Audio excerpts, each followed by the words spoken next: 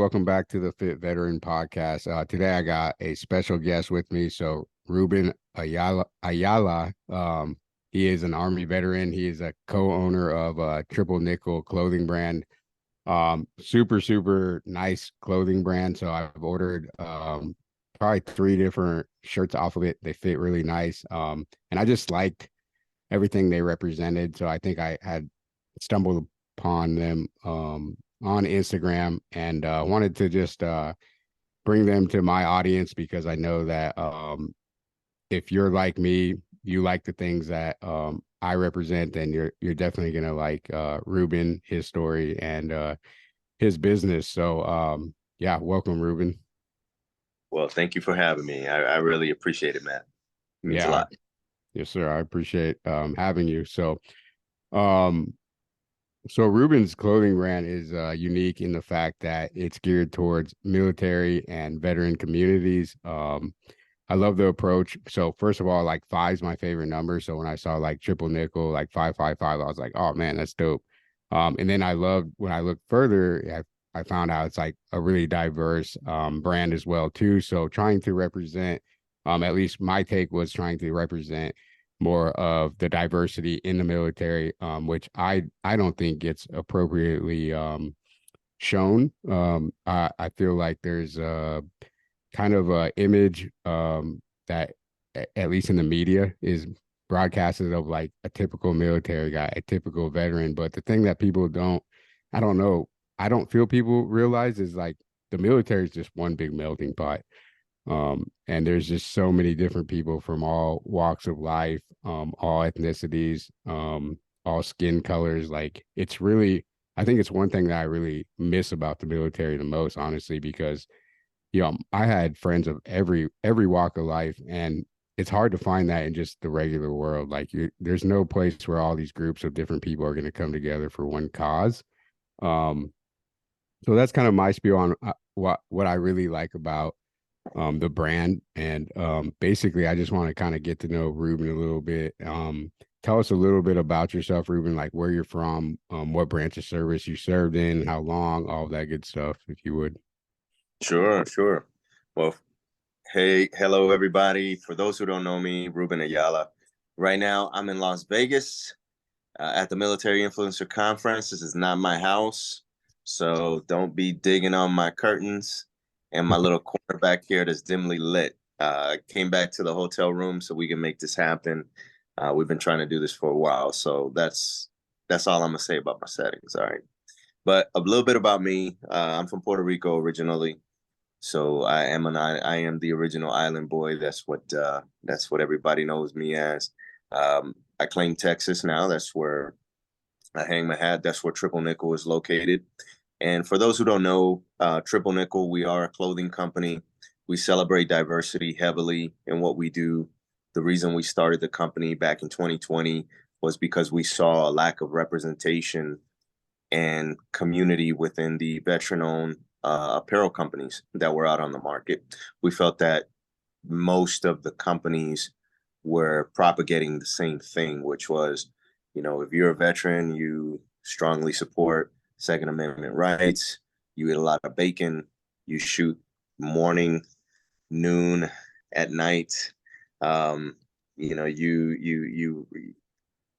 do all the cool things that that you see and propagated in the marketing for those companies, and we just wanted to do something a little bit different with it. I am an Army veteran. I served in the U.S. Army Special Forces. That's where I finished out my career as an officer, and now I'm a full-time entrepreneur, getting everybody fresh. That's awesome, man. So, excuse me. So my first question for you is like basically, so out of all the businesses that you could start, man, after your military experience, and how long were you in for? So I did a total of 13 years active. That's awesome. So what in the world make you go like, man, I want to get into the clothing? To me, it's just like such a aggressive, competitive market, and maybe that's what drew you to it. Like the thing that just comes to mind when I think of like starting up a clothing brand is like starting up like like a drink company, you know, like a sports drinks company, like which is just one of the most like competitive places you could ever probably start a business. So tell me a little bit about like the thought process behind that. And was there any fear like going into it, like shit, there's probably, I mean, I don't know the statistics, but how many clothing brands just don't make it, you know? Yeah, all good questions because it is a very saturated marketplace. And to backtrack a little bit, I didn't start Triple Nickel when I got out of the military. When I got out of the military, I actually went to an MBA program at the University of Texas, and which is a 2-year cohort full time. And when I graduated, I started a healthy vending company.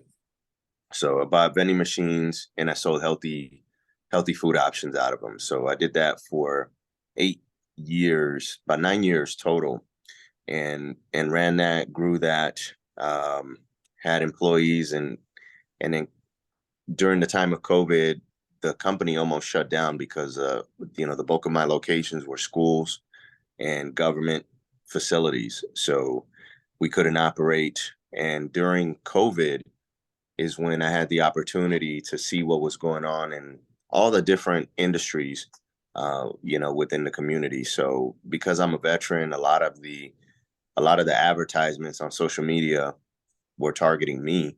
And since we were in an election cycle, all of those companies were heavily targeting veterans. So I started to see a lot of veteran owned clothing companies, which during the time period when I owned the healthy vending company, I never paid attention to them. But as I saw all of those images, the main thing I didn't see was people that looked like me. And the propagation of everybody's a special operator or everybody is this super elite human with a big beard or with whatever, it didn't sit well with me, especially because I came from that community and I know what the makeup is. So, um, I just took it on as a leadership challenge. I didn't know how to make clothing. I didn't know anything about the industry. And I knew that the vending company was on pause. So it was just a good opportunity to try something new. So I got into the clothing business simply because of a problem I saw, and my business partners and we were in agreement that we had to do something about it. So that's how we got started. And I just sold the vending company a few months ago because it was getting difficult trying to do both. So in May, I sold the vending company, and this is what I do full time now.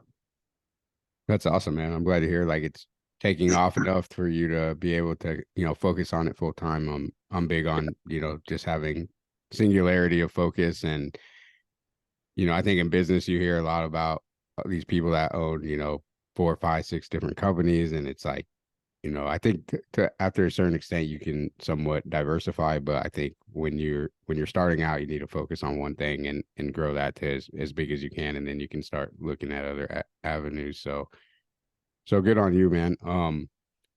So tell me kind of like, why do you feel like the average veteran is represented in the way that they are? The average military person is represented in the way that they are, and there's not more diversity in the marketing, in the advertisements. Yeah, I think simply because it's more marketable. And when you look at who's doing the marketing, so if it's a for-profit company, I think it's more twofold. So number one, it's more marketable. I think if you're a for-profit company, it's easier to sell uh, a special operator versus somebody who had a soft skill MOS. And how do you compact that in something that's a product to somebody who was a soft skill MOS? Number two, a lot of the people who are heading these companies that um, are for profit came from similar backgrounds, so that's all they know. So they maybe were combat arms, and that's what they just propagate because they don't know any different, and they're marketing to what they know best. So those are my two opinions, because if you look at the marketing on how the Navy or the Army the Marines or the Air Force is recruiting, they're doing their best to diversify their recruiting, and cast a bigger net. So you look at what for-profit companies are doing, whether it's beard oil, whether it's CBD. Most of these companies have like the same names. They're a warrior this, they're a rifle of this, or they're like a knife of this, and or there's a skull somewhere in the logo. It's a very warrior ethos centric branding. Okay. So you like to think that triple nickel is more going to be more geared to, or not even more geared to, but is going to incorporate the supporting roles around the combat billets as well too. So like, supply and motor T and that type of stuff. Like kind of your, I don't want to say average military personnel, but like people that maybe aren't, infantry, on the line, in the turret, that type of thing. Is that what I'm getting? Is that correct?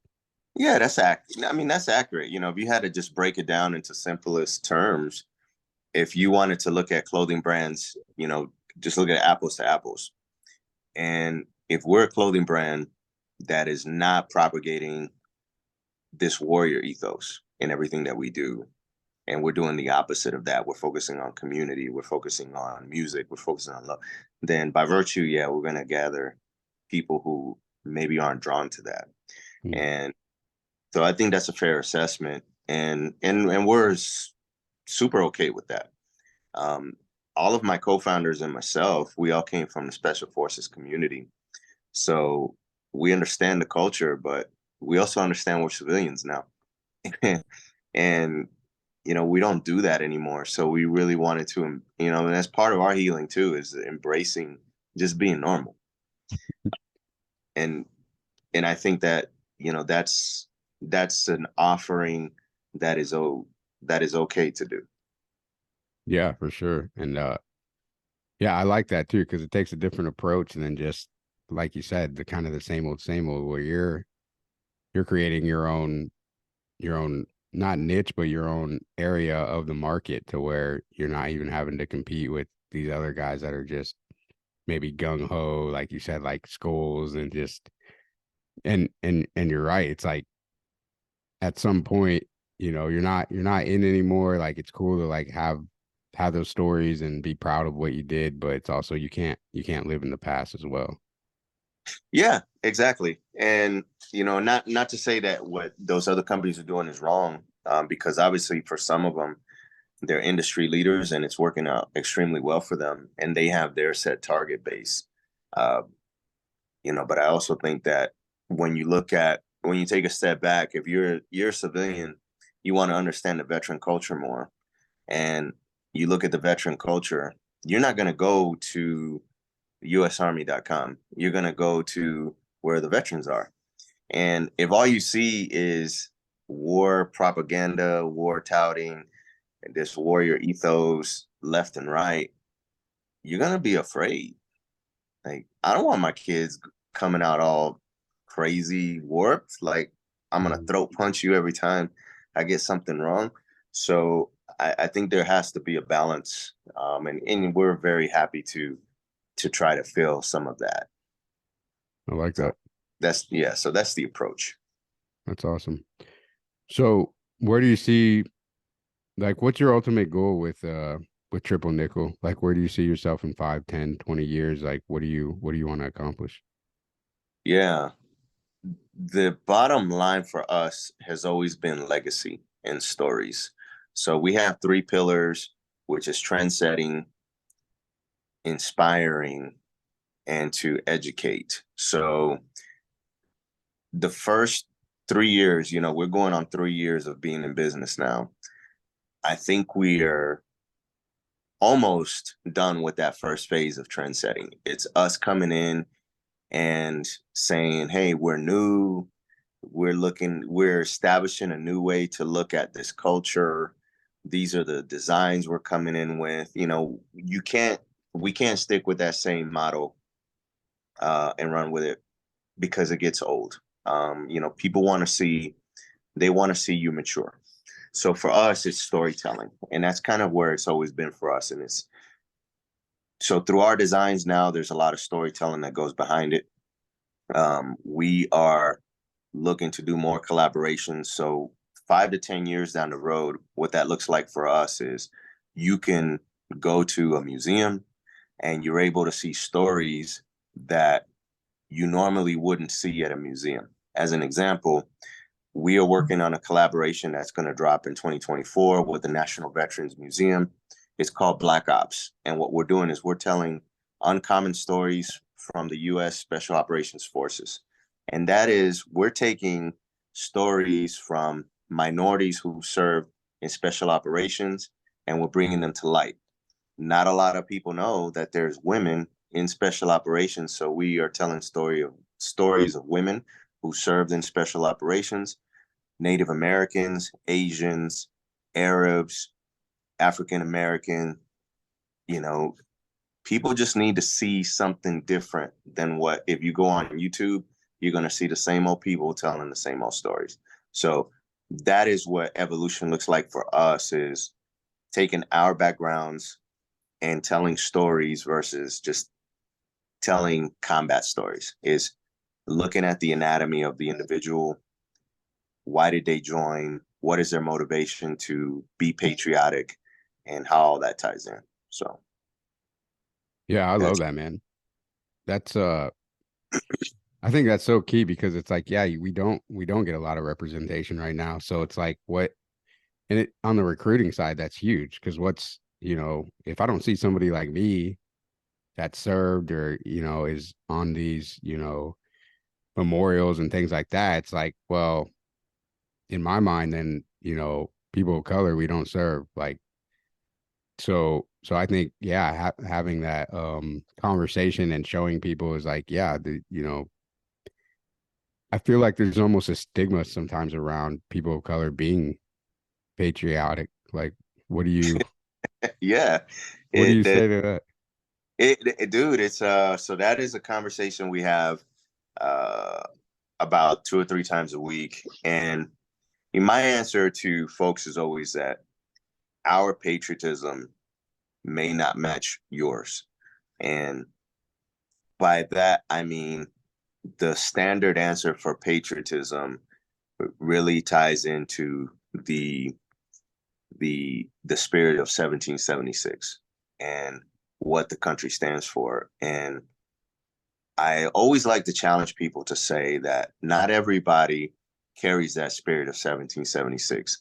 I don't, but don't misconstrue that I'm not patriotic. And simply because the spirit of that during that time frame didn't allow for people like me to have a voice. So it's hard for me to wrap my head around. However, when I look at my community, when I look at what I've been able to do since I came here, to me, that's my sense of patriotism. And that doesn't go back to 1776. And I think the more as a society we can understand that, I think we can start to do better holistically because we all come from different places. Yeah. Yeah, I completely agree. I think it's something where it might not be the ideal or have been the ideal situation, but it's like I still feel like there needs to be a source of pride of, where you're from and what you do in your community and things like that. It's almost like being in a dysfunctional family, right? Mhm. And it's like you're not going to tell people that's not your family, and you're not going to tell people that you're ashamed of them. You just look at it from different lens, right? Absolutely. Absolutely. And I think that really, as you stated, there's people on one side that want you to look at it through one lens, and that lens is these colors don't run, or whatever the slogan is.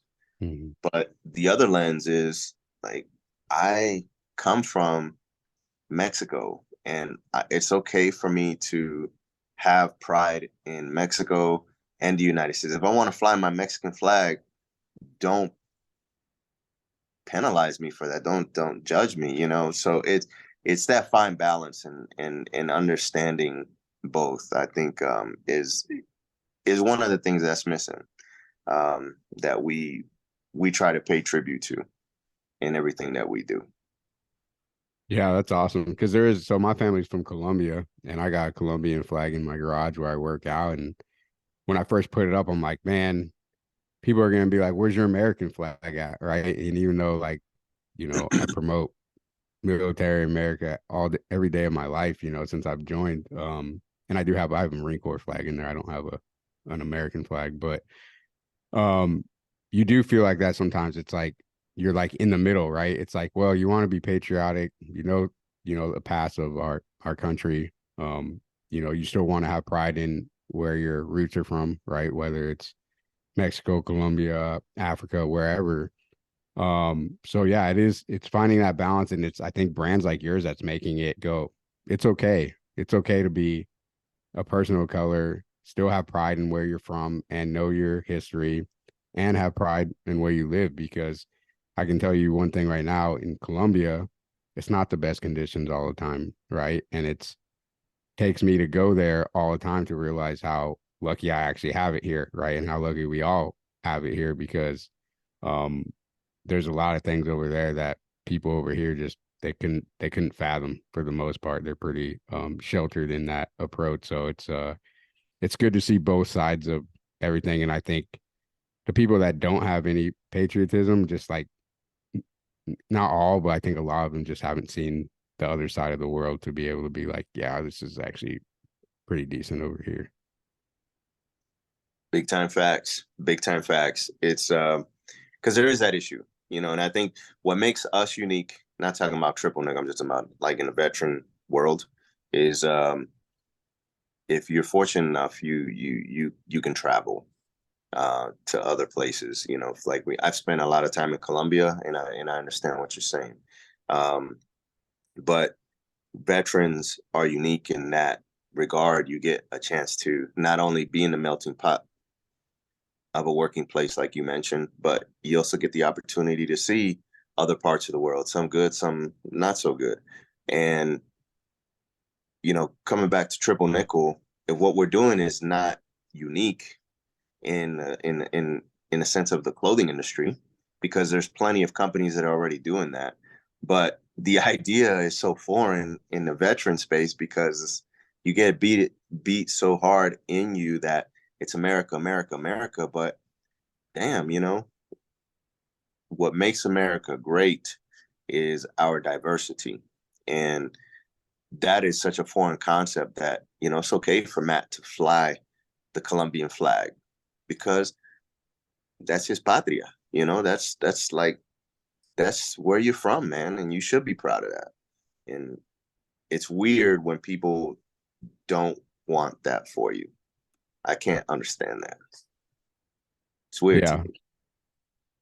Yeah. It's like you can't love both almost, right? Yeah, yeah, and that's to me that's weird. I can't tell you how many people have they have commented on some of the stuff that we've put out.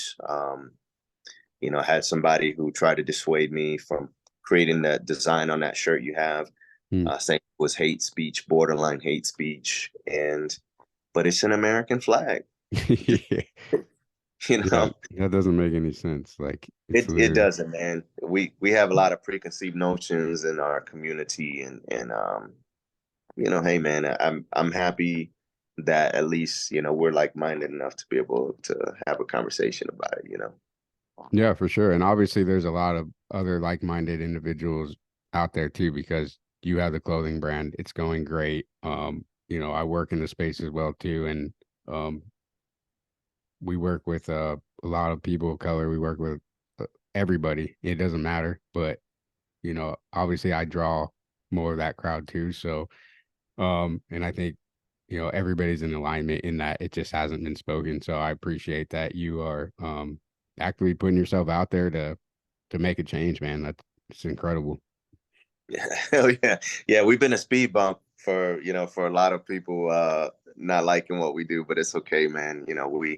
The cool thing about who we are is we have the resume to be able to say, look, we all the things that you think are cool, this is where we come from. So that we our skin is thick, but yeah, we sometimes it is lonely out there.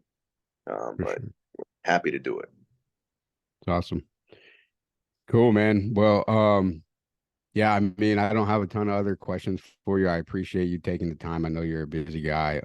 Just got a lot of things going on.